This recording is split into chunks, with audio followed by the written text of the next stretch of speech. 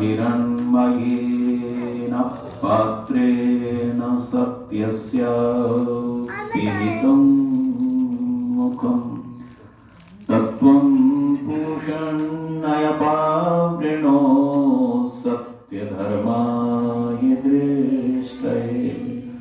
ॐ यात्मना बलदा यस्य विश्व उपासते प्रशिषं यस्य देवाः यस्य छायामृतं यस्य मृत्युः कस्मै देवाय हविषा विधेम। तू ही आत्मज्ञान बलदाता सूयश बीज जन गाते हैं तेरी चरण शरण में आकर भव सागर कर जाते हैं। तुझको ही जपना जीवन है मरण तुझे बिसराने में। मेरी सारी शक्ति लगे प्रभु तुझसे लगन लगाने में। मेरी सारी शक्ति लगे प्रभु तुझसे लगन लगाने में। ओम शांति शांति शांति। इस सभा में विराजमान शोभायमान सम्माननीय श्रद्धेय डॉक्टर कृष्णपाल जी, श्री राजेश जी अपनी वैवाहिक वर्षगांठ को आप सबके मध्य विशेष उत्साह और उमंग के साथ में संपन्न करने के लिए यहाँ एकत्रित हुए हैं। यज्ञ के माध्यम से हमने इस कार्यक्रम का आरंभ किया। आपने बहुत सुंदर चिंतन दिया। कर रहा हूँ ये जो संसार है जो आपको बसा हुआ दिखता है, जैसे घर बने हैं तो घर कौन बनाता है बताइए? पति पत्नी ने इच्छा की होगी, किसी कारण से तो बना होगा, यानी कोई कारण होगा। तो एक कारण है, मैं आपको निवेदन कर रहा हूं, एक बहुत सुंदर सा मंत्र है, मैं आपका ध्यान उस ओर आकृष्ट करना चाहूंगा इस अवसर पर। जैसा मुझे पता चला कि आप सबके नाम रा से ही शुरू है। हमारे यहाँ कहा रायस पोषम। राय शब्द जो है वो धन के लिए प्रयोग किया जाता है, और वास्तव में धन दो प्रकार का है। एक धन जो केवल यहां चलता है, और एक धन जो पारलौकिक है, जो वहां भी काम आता है। हम उस ओर बढ़ें, इसके लिए एक व्यवस्था दी है परमात्मा ने। अगर हम एक दूसरे से आकृष्ट ना हो, एक दूसरे से जुड़े हुए ना हो, तो फिर ना कोई सभा होगी, ना कोई संगोष्ठियां होगी, ना घर में बैठकर कभी सहभोज होगा, ना बाहर कभी प्रीति भोज होगा। हम जितने एक दूसरे से बंधे हुए हैं, गुथे हुए हैं, उसका कारण क्या है? आप मेरे से क्यों बंधे हैं, या मैं आपसे क्यों जुड़ा हूं? एक हल्का सा उत्तर तो यह है कि सब स्वार्थ के कारण बंधे, ऐसे लोग व्याख्याएं करते हैं। लेकिन इसके पीछे ये सही उत्तर नहीं है, इसके पीछे बहुत सारे कारण हैं। लेकिन वेद मंत्र में हम एक चिंतन करेंगे और उसके आधार पर एक विचार करेंगे। बहुत सुंदर सा एक मंत्र है, सूर्यो देवीम उषसम अरोचमानम मर्यो न योषाम अभ्यति पश्चात। एक बहुत सुंदर सा ये मंत्र है। यत्रा नरो, जो नर यहां देवयंतो, देव यहां नर का मतलब यहां बहुवचन में कहा, यहां जहां पर नर यानी हम सब लोग देवयंतो, देव की कामना करते हुए, युगानि वितन्वते प्रति भद्रया भद्रम, एक वेद मंत्र है। युगानि वीतन्वते। परमपिता परमात्मा ने ये जो संसार बनाया, यहाँ पर बहुत सारे लोगों से आपने सुना होगा कि जोड़े बनकर आते हैं। यहाँ पर कहा युगानि वीतन्वते प्रति भद्रया भद्रम। यहाँ पर भी बहुत स्पष्ट रूप से कहा कि परमपिता परमात्मा ने हम सबको तो बनाया और बनाने के साथ में हम देवयंतो, नर देव की कामना करते हुए, अभी देव की ही चर्चा हो रही थी, यानी परमपिता परमात्मा की ही चर्चा हो रही थी, और वह परमपिता परमात्मा की कामना हम सब लोग कर रहे हैं। हम कहीं भी देखते हैं, कोई भी शुरुआत करते हैं, कुछ भी करते हैं, तो उसी को याद क्यों करते हैं? क्यों परमात्मा को ही याद किया जाए? क्यों ईश्वर को ही भजा जाए? क्या कारण है? तो जिसकी कामना, यानी देवयंतो, जिसकी कामना नर कर रहे हैं, किसके लिए? भद्रया, कल्याण के उद्देश्य से। हम परमात्मा को भज क्यों रहे हैं? कल्याण के उद्देश्य से। अब कल्याण इसमें मेरा भी है और कल्याण समाज का भी है, कल्याण विश्व का भी है, राष्ट्र का भी है। यानी परमात्मा को भजने से, उस देव की कामना करने से मेरा कल्याण तो है ही, लेकिन ईश्वर के भजने वाले से, परमात्मा को भजने वाले से दूसरे का भी अनिष्ट नहीं होगा, बल्कि उसका भी मंगल ही होगा। आज तक इतिहास में कोई ऐसा वर्णन नहीं सुना होगा कि किसी परमात्मा के भक्त ने संसार के विनाश के लिए कोई योजना बनाई हो। अगर बनाई है तो फिर वह ईश्वर का भक्त नहीं हो सकता। परमात्मा को भजने वाला हमेशा ही दूसरे का भी कल्याण करने की योजना ही बनाता है। किसी भी भक्त को देखिए, ऋषि महर्षि आदि जितने हुए, सबने कल्याण के लिए ही योजनाएं बनाई। यहां तक अपना संपूर्ण जीवन उसी दिशा में वो लगा देता है। तो यहां पर कहा भद्रया प्रति भद्रम, एक दूसरे का कल्याण चाहने के हिसाब से युगानि वीतन्वते, जोड़े बनाए गए। अब ये जोड़े वाली जो बात कह रहा हूं, थोड़ा इसको ध्यान देंगे, प्राकृतिक तौर पर भी हम देखेंगे। तो यहां एक उदाहरण दिया इसी मंत्र में, और क्या कहा? सूर्यो देवीम उषसम अरोचमानाम मर्योना योषाम अभ्यति पश्चात। यहां पर एक बात कही, सूर्य जो है, आप देखते हैं हम इस संसार में सुंदरता, जिसको सौंदर्य कहते हैं, सुंदरता से सब लोग आकृष्ट हैं या नहीं? बताइए। आप जब भी कोई चुनाव करते हैं तो ऐसी किसी वस्तु का चुनाव नहीं करेंगे जो सुंदर ना हो। हम अगर बहू भी देखने जाते हैं तो कैसी ढूंढ कर लाते हैं? सबसे पहले तो यही विचार होता है कि वो सुंदर हो, लेकिन हम यहीं पर रुक जाते हैं। फिर हमने सुंदरता, हमारे ऊपर निर्भर करते कि हमने सुंदरता किस दिशा में देखी। तो सौंदर्य जहां होगा वहां आकर्षण होगा, स्वाभाविक, इसमें कोई संदेह नहीं है। लेकिन ऋषि महर्षि योगी संत वो सौंदर्य को केवल बाह्य पटल पर ही नहीं देखते, वो इसको इस गहराई में देखते हैं कि ये सौंदर्य आया कहां से, ये सुंदरता आई कहां से। बहुत सारे लोग प्रकृति में भी सौंदर्य को ही तो देखते हैं।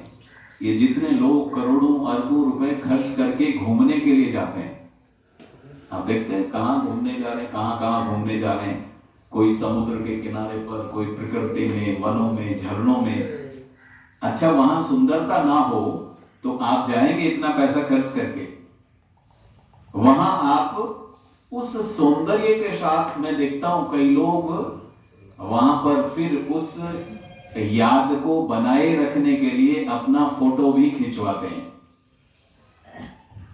खिंचाते ना फोटो, और फिर वो शेयर कर देते हैं मित्रों के साथ, और मित्र फिर उसमें कमेंट करते हैं। तो उसको बहुत आनंद आता है कि मैं जहां खड़ा हूं वो कैसी जगह है, समुद्र के किनारे पर, नदी पर, नालों पर, झरनों पर, कभी कभी हमारे ही किए हुए डेकोरेट पंडाल वगैरह कुछ हो, वहां भी हम देखते हैं कि सुंदर लग रहा तो हम वहां भी, लेकिन ऐसा कहीं देखा नहीं होगा कि किसी ने कूड़े के ढेर के पास अपना फोटो खिंचवाया हो और शेयर कर दिया हो।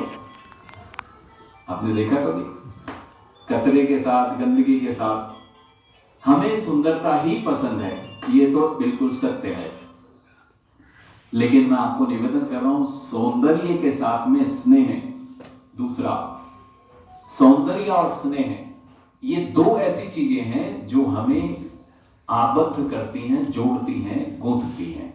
अगर ये दोनों ना हो तो कोई मतलब नहीं होता। आपसे आप केवल सुंदर हैं लेकिन स्नेह नहीं है तो कोई मतलब नहीं होता, कैसे जोड़ी बनेगी।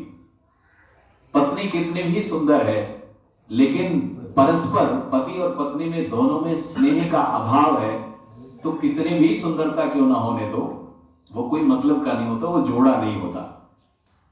सौंदर्य और स्नेह, ये दो ऐसी चीजें हैं जो हमें जोड़ी के रूप में बनाते। युगानि वितन्वते, परमात्मा ने भी ये संसार जोड़े से ही बनाया, बिना जोड़े के नहीं बनाए। तो मैं आपको निवेदन कर रहा हूं, एक उदाहरण दिया इसका, सूर्यो देवीम उषसम। ये जो सूर्य है आप देख रहे हैं, ये किससे आकर्षित है? सूर्य की जोड़ी में क्या है? सूर्य किसकी ओर खिंचा हुआ रहता है, किसके पीछे भागता है? यूं कहूं, सूर्य किसके पीछे भागता है? यहां उदाहरण दिया, नर मर्यो योषाम अभ्येति, योषाम अभ्येति पश्चात। जैसे ये नर युवती यानी ये मनुष्य, ये मानव युवती के पीछे पश्चात भागता है या आकर्षित होता है, यूं कहें तो वह सूर्य उषा।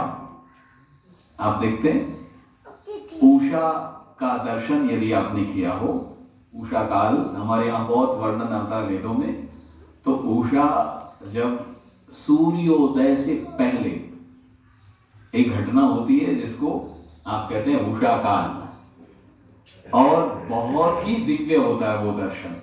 यानी आप जब सूर्य उदय होने से पहले आप देखेंगे तो बहुत विशेष सुंदर सा दृश्य होता है और बहुत प्यारा सा रंग उसमें उभर कर आता है और सूर्य उसके पीछे भागता है।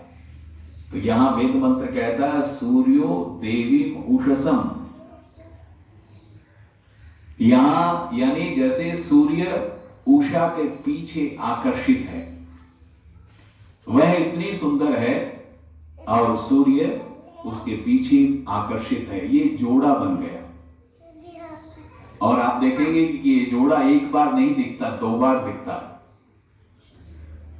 दिन में ये जोड़ा नजर नहीं आता लेकिन सायंकाल फिर नजर आता है। ये आप देखते हैं, मैं ये बात यूं ही नहीं कह रहा हूं, मैं ये बात आप दोनों दंपत्ति को भी कहना चाह रहा हूं कि जैसे सूर्य में और उषा में आकर्षण है, आकर्षण दो ही कारणों से मैं निवेदन कर रहा हूं, दो ही कारण होते हैं आकर्षण के और तीसरा कोई कारण नहीं। सौंदर्य तो है ही, सुंदरता हम सबको पसंद है, लेकिन उसके साथ में स्नेह, ये बहुत बड़ी बात है और ये हमें सूर्य और उषा के जोड़े से देखना चाहिए। आप देखते हैं कि उषा कितनी सुंदर है, अद्भुत है, कोई भी जो भी देखेगा वह उससे आकर्षित हुए बिना नहीं रह सकता। तो सूर्य तेज से युक्त है लेकिन वह आकर्षित है उषा पर। सायंकालीन प्रातःकालीन दोनों अवस्थाओं में एक अंतर है और वो अंतर क्या है मैं आपको निवेदन कर रहा हूं।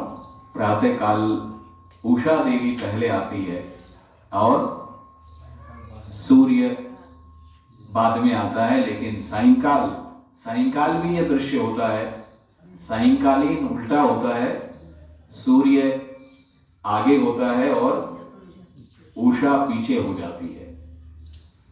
हेतु यह है कि जब प्रातःकाल हो तो घर में देवियों को सबसे पहले बोलो उठ जाना चाहिए। इसका ये अर्थ ना कर लेना कि पुरुष सोए ही रहे, हम अपनी सुविधा से ये अर्थ कर लेते हैं। और फिर वह अपने अपने रूप से, अपने स्वरूप से इतना सुंदर दृश्य बना दे, भक्ति का, परमेश्वर का। विजन मंत्रों को हम सुन रहे थे, तो चक्षुर्देव हितम इत्यादि, वह इतना सुंदर वातावरण बना दे, इतना सुरम्य वातावरण बना दे कि सूर्य रूपी पति आकर्षित हो जाए उस आभा से, उस रंग से, उस रूप से। यानी वह भी परमेश्वर की भक्ति करने के लिए विवश हो जाए, ऐसा सुंदर सा वातावरण बना दे। लेकिन कोई अगर इसे विपरीत वातावरण बना दे, सुबह सुबह मानो एक छोटा सा एक झटका ऐसा दिया जाए कि अशुद्ध या अशुभ वाक्य बोल दिए जाए, अब पति भक्ति के आसन पर बैठेगा क्या? वो आसन हिलने लगेगा। तो प्रातःकाल ऐसा सुंदर सुरम्य वातावरण पत्नी बना देवे और पति स्वयं आकृष्ट होकर और वह भक्ति के भाव में डूब जाए। और दोनों ये जो प्रातःकाल से लेकर सायंकाल तक की जो अवधि है, मैं निवेदन कर रहा हूं कि बहुत, यानी पूरा दिन है, उस पूरे दिन में वो दोनों गायब, यानी दिखाई नहीं देते। वो प्रकाश, पति देव का इतना प्रकाश हो जाता है कि पत्नी अपने आप को उसी में विलीन कर लेती है। और सायंकालीन अवस्था ये होती है कि सायंकालीन वह अपने घर में पति को आगे, जैसे कोई अतिथि आता है तो हम उसको पहले आगे कर देते हैं, क्योंकि पति ने दिन भर एक बहुत बड़ा पुरुषार्थ किया। और पुरुषार्थ क्या किया? पूरे संसार को प्रकाशित किया। पूरे संसार को क्या किया? प्रकाशित किया, एक परोपकार का कार्य किया। तो पति दिन भर धर्म आचरण करे, सत्य आचरण करे, श्रेष्ठ आचरण करे, और ये आचरण करता हुआ वह पूरा जीवन, यानी प्रातःकाल से लेकर सायंकालीन एक जीवन है, और अपने पूरे जीवन में उसने अपने लक्ष्य को नहीं छोड़ा। और जब वह कार्य करके लौटता है अपने घर में, तो उस समय उषा रूपी पत्नी उसका स्वागत करती है, अभिवादन करती है और आगे उसको रखती है, और वो पीछे पीछे उसके चलती है। ये एक मैंने उदाहरण दिया।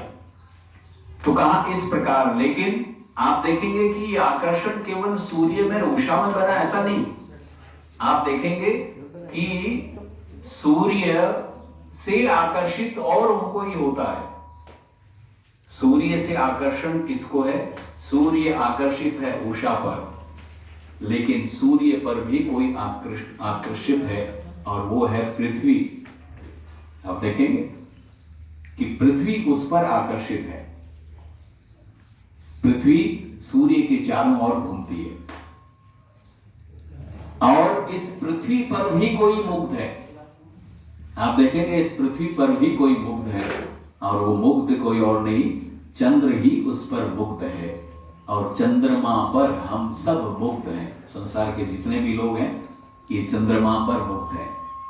ये पूरे के पूरे संसार में सौंदर्य है, और सौंदर्य है इसलिए हम सब आकृष्ट हैं। सूर्य से, चंद्र से, पृथ्वी से, समुद्र से, अग्नि से, जल से, वायु से, ये जितने भी पदार्थ हैं, ये सभी पदार्थ आकृष्ट कर रहे हैं, क्योंकि ये सब सौंदर्य से भरे हुए हैं।